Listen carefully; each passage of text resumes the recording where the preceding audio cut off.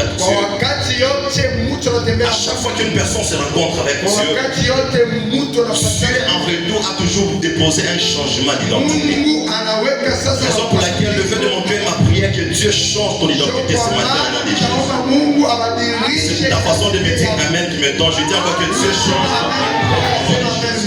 Alléluia. Et le deuxième jour, on nous a parlé de quelque chose que j'ai aimé tant. En disant que Jésus est notre solution. Alléluia. Tout comme pour dire que Jésus est ma solution. Être seulement à dire à ton voisin, ta voisine, disant Jésus est ma solution. Alléluia. Amen, amen. Alors pour dire cela, c'est comme ça paraît très facile.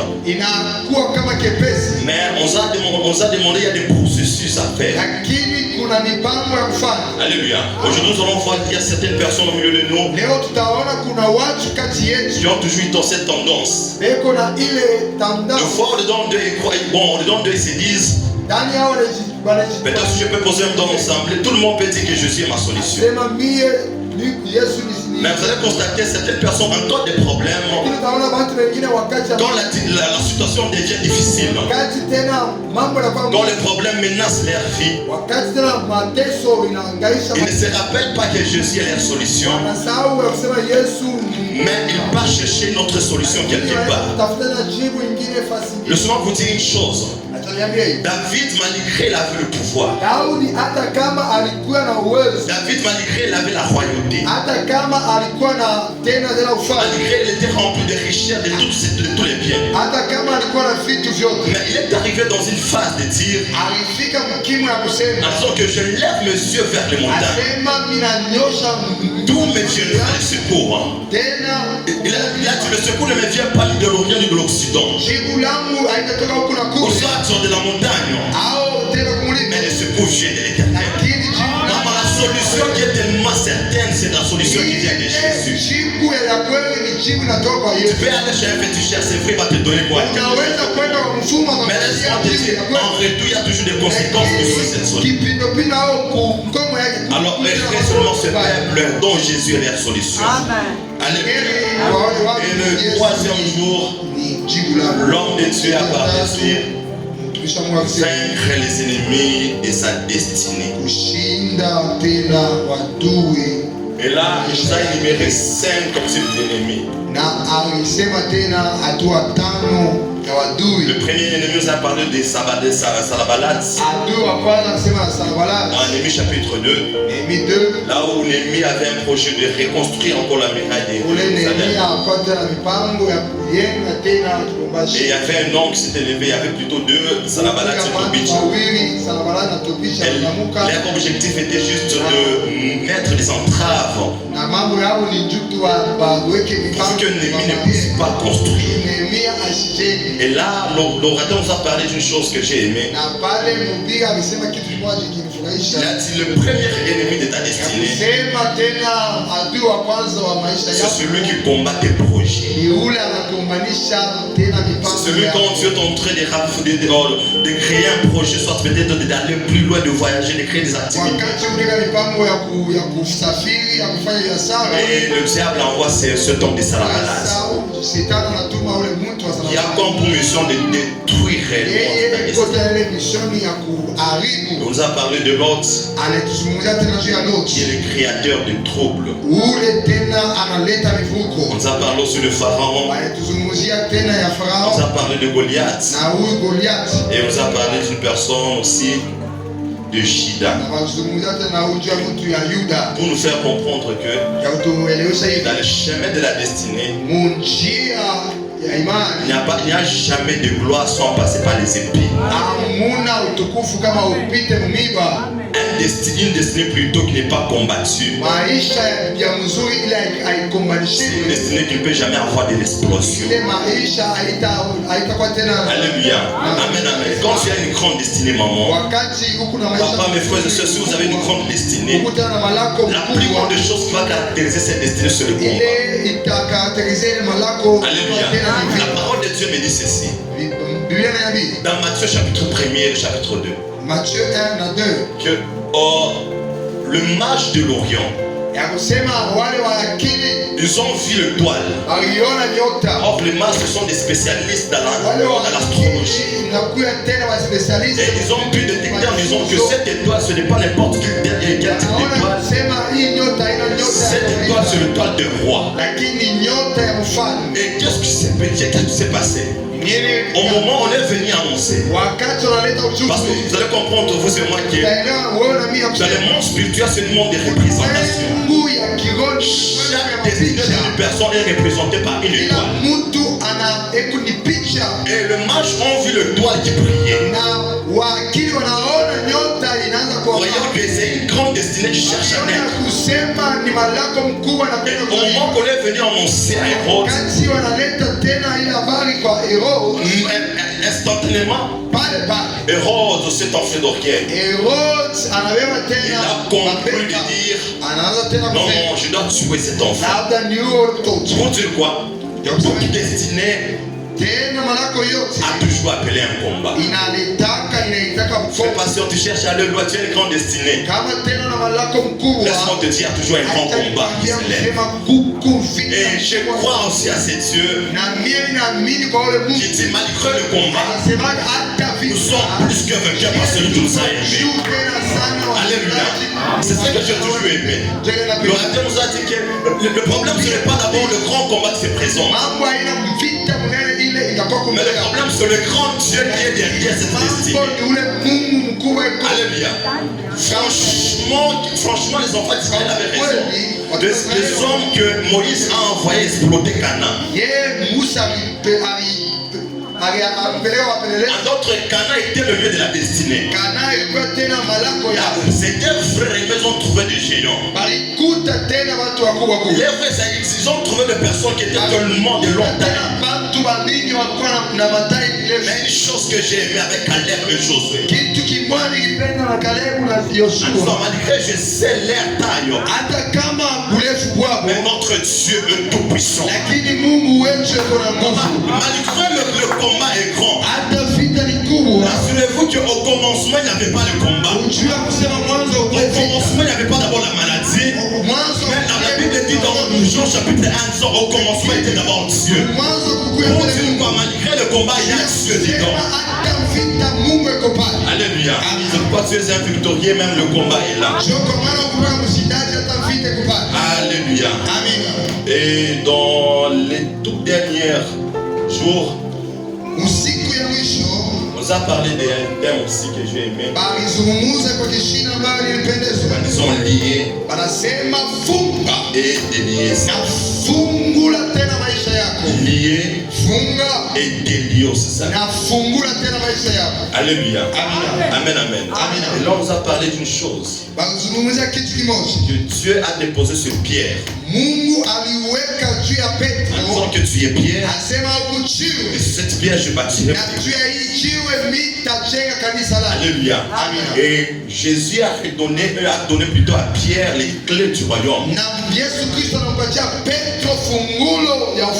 Tout ce que tu vas lier sur cette terre, même le ciel sera lié. Et là, j'ai compris une chose. Alléluia. Le ciel peut être fermé. La terre peut être fermée.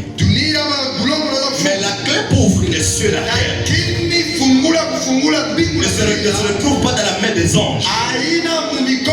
Ne pourra pas encore dans la main des cieux. Mais Dieu nous a donné les clés pour ouvrir le ciel. Et c'est pour laquelle, maman, même si ta vie semble compliquée, ne sois pas la personne qui va commencer à pleurnicher. Mais prends cette décision en disant, Dieu m'a remis les clés. Et tout ce que je fermerai cette terre, et ce sera lié. Parce que l'orateur nous avait dit ceci. Le pouvoir que Dieu a donné à l'humanité est renfermé dans la parole. Alléluia. Amen. Est-ce qu'on peut acclamer pour la gloire? Est-ce qu'on peut faire une récapitulation? Vous allez comprendre avec moi. L'orateur a dit le pouvoir est renfermé dans la bouche. Ceux qui lisent la Bible vont me donner la raison. La Bible dit ceci. Que la parole de Dieu me dit ceci. ceci. Que les cieux sont les cieux de l'Éternel. Mais il a donné la terre au fils des hommes. Quand je méditais la parole de Dieu, dans Matthieu chapitre 4, au moins Jésus faisait une affrontation avec le diable. Maintenant le diable lui a répondu une chose. Alors si seulement tu oses m'adorer, si seulement tu oses se prosterner, tout ce royaume et sa gloire, je vais te le donner. La question que je me pose, où est-ce que dans la Bible c'est écrit que Dieu a remis la terre dans les mains des diables? Et la seule chose, plutôt dans les mains du diable. Alors la seule chose qui me donne, malgré le diable a répondu cela à Jésus. Pourquoi Jésus ne lui a pas dit non, non, tu te trompes, je l'ai donné aux mains des hommes? Non, parce que Jésus avait compris que dans le monde spirituel, il y a une loi de transfert. On peut transférer une autorité au travers de la bouche. On peut proclamer un président de la République au travers de la bouche. En d'autres termes, pour dire ceci, le diable a reçu le pouvoir de gouverner le monde. C'est parce que l'homme, qui est le premier Adam, lui a donné un accès par la bouche. Raison pour laquelle maman doit savoir une chose. La parole de Dieu dit ceci: la mort et la vie, la malédiction et la bénédiction sont au pouvoir de ta langue. Laisse-moi vous dire, ne jouez jamais avec la bouche. Raison pour laquelle un jour papa Didier, papa Ezekiel, notre papa pasteur nous a toujours dit: vous serviteurs de Dieu, il n'y a pas quelque chose que vous devez tellement maîtriser, c'est votre bouche. Parce que votre bouche est capable de mentir et votre bouche est capable de bénir. Alléluia. Alors tu cherches réellement que les cieux soient tellement ouverts. Tu cherches à délier ta vie. Entre dans le pouvoir de la parole de Dieu. Alléluia. Et aujourd'hui, je fais juste une petite conclusion. Si le thème vient et voit. Alléluia. Je veux demander que tu puisses juste te tenir debout et dire seulement à deux voisins en disant seulement viens et vois. Genre seulement à gauche, à droite, disons seulement viens et vois. Que cela soit une parole qui est tellement, qui est pleine d'assurance en disant viens et vois. Alléluia. Amen, amen. Alléluia. Amen, amen. Que le Seigneur nous bénisse abondamment. Alléluia. Oh, ce matin, c'est quelque chose que j'ai aimé. Vous savez une chose, que nous sommes dans une génération où nous croyons plus des choses, c'est quand nous voyons les choses s'accomplir. Alléluia. Comment pourrais-je dire, bon, comment pourrais-je croire quelque chose que je n'ai pas vu? Pour être sûr réellement que là, c'est la période de la pluie. C'est quand je verrai la pluie descendre ici. Alléluia. Pour montrer réellement que ce qui a été dit est vrai. Mais ici, je commence d'abord avec, je ne dois pas d'abord toucher les voix, les thèmes viens et voix. Je parle toujours, je suis dans Jean chapitre 35. On va nous afficher cela. Vous allez comprendre, vous et moi, qu'il y avait une personne qui a fait d'abord un premier pas. Et ici, je vais parler seulement de ces trois personnages: Nathanaël, Philippe et l'homme de Jésus. Alléluia. Nathanaël, Philippe, l'homme de Jésus. Alléluia. Amen, amen. Amen, amen. Ici, la parole de Dieu dit ceci. Vous allez comprendre dans Jean chapitre 1, c'est là où Jean est en train de présenter Jésus, ainsi de suite. Alors il y a un temps où c'était juste un choix que Jésus cherchait à faire, un choix des disciples. Alléluia. Amen, amen. La parole de Dieu, au premier, dans le verset 45. 45. La parole de Dieu me dit que Jésus a vu l'homme de Philippe, il l'a appelé. Jésus a appelé l'homme de Philippe en disant viens et suis-moi. Alléluia. Amen. Viens et suis-moi. Et la part aussi de l'homme de Philippe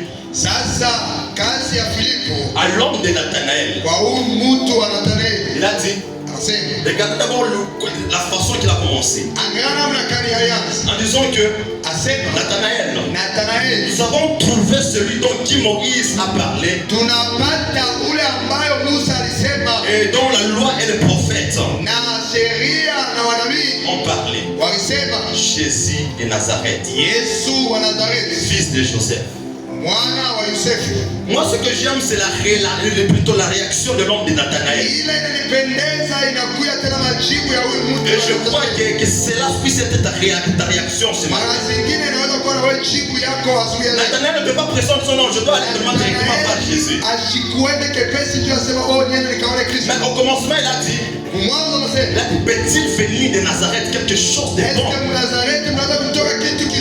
Alléluia. Est-ce que peut-il venir de Nazareth quelque chose de bon? Alléluia. Voici c'était la question de Nathanaël. Alléluia. Amen, amen. La première des choses que je comprends avec Nathanaël, Nathanaël avait l'information exacte sur Nazareth. Parce que même Jésus a dit, Nazareth est une ville qui est en train de mépriser les prophètes. Et il avait cette affirmation, cette information de dire que de Nazareth ne peut jamais y sortir quelque chose. Parce que j'ai tellement d'informations sur la ville de Nazareth. Alléluia. Amen, amen. Nathanaël n'a pas pris déjà directement la décision de non, je dois aller. Alléluia. Parce que Philippe lui a relaté d'abord l'information en disant celui dont les prophètes ont parlé. Et le Moïse a parlé. Alléluia. Celui dont Moïse a parlé, le prophète. Et Nathanaël a dit, non, moi je ne crois pas parce que de Nazareth ne peut jamais sauver. Mais la Philippe lui a dit, alors viens. Alléluia. Maman, le problème ce n'est pas d'avoir avoir l'information. Aujourd'hui nous avons beaucoup, l'église a beaucoup d'informations. Aujourd'hui, je peux faire à soi une maman, une soeur, un frère qui peut te donner des informations sur Jésus. En disant oui, Jésus a agi avec Pierre. Oh Jésus, c'est Jésus. Mais en réalité, on n'a jamais vu ce Jésus opérer. Aujourd'hui, nous avons une information de Jésus de la Bible. Croyons que Jésus s'est arrêté toujours dans la Bible. Et il n'est pas opérationnel aujourd'hui. Alléluia. Nathanaël a compris les choses. En disant Philippe, toutes ces informations j'en ai. Mais à ce stade que j'ai, à ce stade que je me trouve, je n'ai pas besoin d'abord d'entendre encore. Parce que j'ai tellement des informations sur le de Jésus. Mais aujourd'hui, la seule chose dans mon cœur que j'ai besoin, c'est de voir celui dont on a parlé. Ma prière ce soir, je prie. Ne sois pas toujours cette personne qui aura l'information de Jésus. En disant Jésus guérit, Jésus a marché avec Pierre, Jésus a marché avec Moïse. Mais aujourd'hui, que tu puisses parler de Jésus là. Alléluia. Alors Jésus n'est pas un cours d'histoire. On est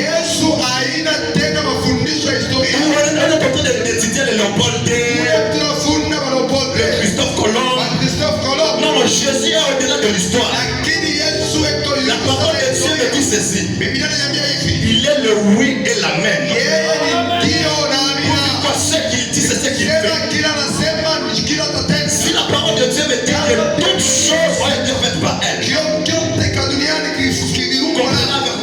avant que je commence.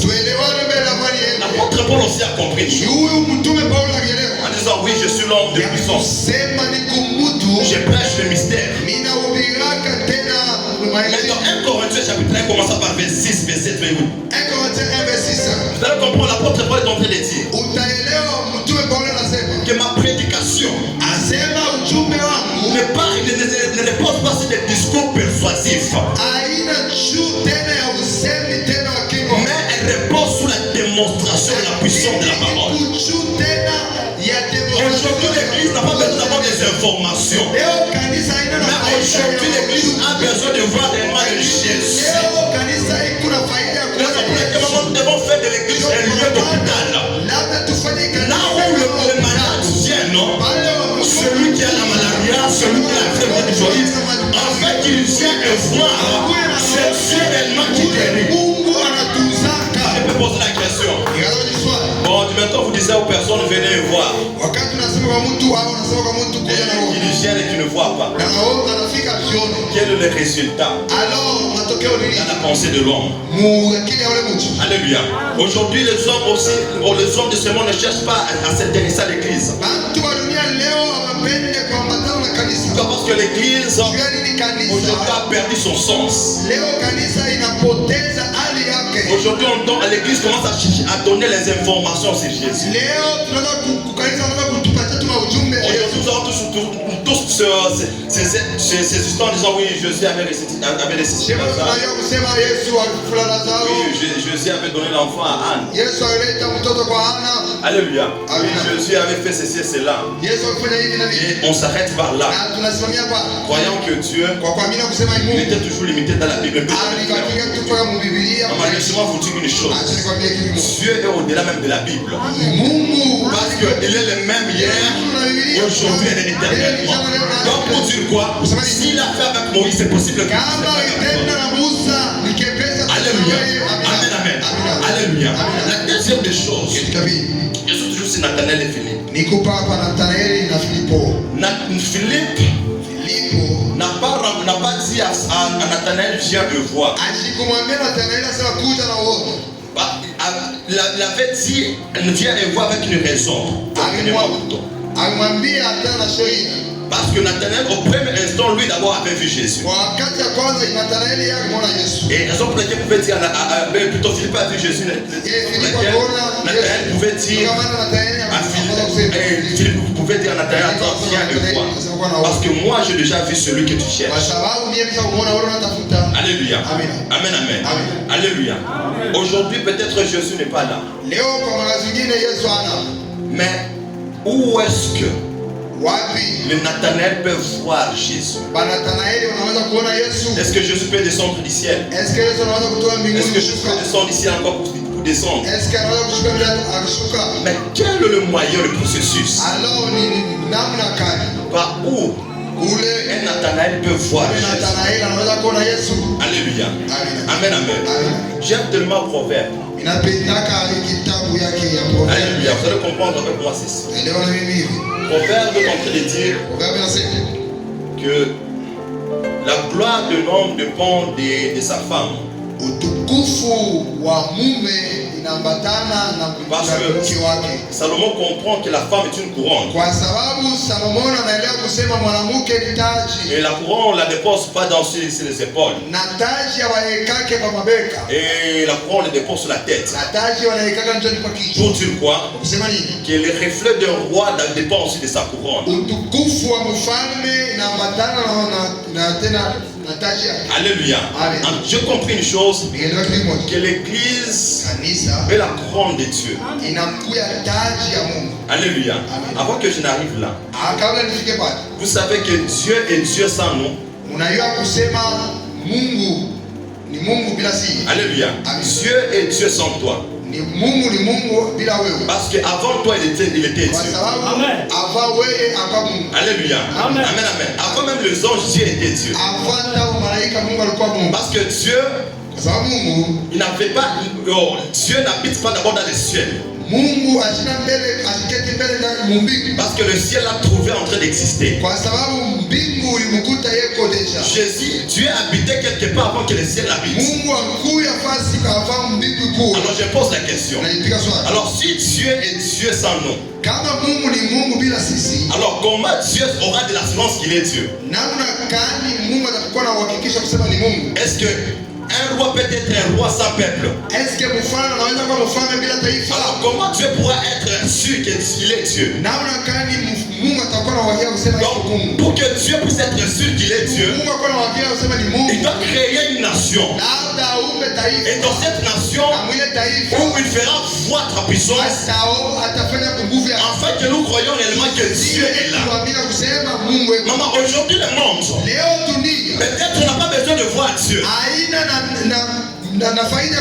Mais Dieu a créé une nation. Dieu a créé un peuple qui est l'église. Par où le monde cherchera à voir Dieu. Alors si le monde cherche à voir Dieu, la référence qui est tellement idéale, c'est l'église. Raison pour laquelle Dieu est tellement obligé. Dieu est tellement obligé de faire de toi un objet qui fera voir sa gloire. En d'autres termes, pour dire quoi? Le Dieu se voit est incarné en toi. Tu es la personne le mieux placée. Que les monde chercheront à voir Dieu. Alléluia. Amen, amen. Alléluia. Tu es la personne le mieux placée. Alléluia. Quand le monde cherche à voir un Dieu qui guérit, il doit venir à Nouvelle-Jérusalem pour que nous, Nouvelle-Jérusalem, puissions montrer qu'il vient et voit les Dieux qui guérit. Et quand est-ce que nous allons dire cela? C'est quand Dieu aussi a déjà fait voir quelque chose dans notre vie. La parole de Dieu dit ceci: vous serez mes témoins. On n'est pas témoin de ce qu'on a toujours entendu, mais on est témoin de ce qu'on a vu. Alors pour que le monde puisse être sûr réellement que réellement Dieu fait de grandes choses, il faut que Dieu en retour puisse d'abord faire de nous, Église, un centre de référence là où la gloire de Dieu sera disponible. Raison pour laquelle ma prière Nouvelle-Jérusalem soit un centre par où le monde va voir la gloire de Dieu. Alléluia. Soyons des Philippe qui vont montrer à Nathanaël que dans le monde qui vient le tout. Alléluia. Amen, amen. Nathanaël, j'aime tellement Nathanaël. Nathanaël qui a compris une chose. En disant non, je ne dois pas venir pour rester ainsi. Maman, si tu vis dans cette vie de croyance, plutôt d'entendre, d'écouter, vous allez comprendre votre vie sera toujours limitée. Alléluia. Je donne peut-être un exemple qui est un peu contradictoire, mais pour faire comprendre. Un jour, le pasteur pouvait dire qu'on lui a posé une question que bon, ceux qui donnent la dîme, bon, quel avantage y a-t-il là? Et quelle est la réponse de notre papa? La dîme, je ne dois pas te donner la réponse, mais plutôt va demander à ceux qui donnent la dîme. Ce sont eux qui sont les personnes les mieux placées pour te dire les résultats qui donnent la dîme. Alléluia. Amen, amen. Tout pour dire quoi? Nous sommes de ces personnes qui réellement qui doivent faire voir au monde et le Dieu de la Bible n'est pas toujours resté dans la Bible, mais il est vrai et certain.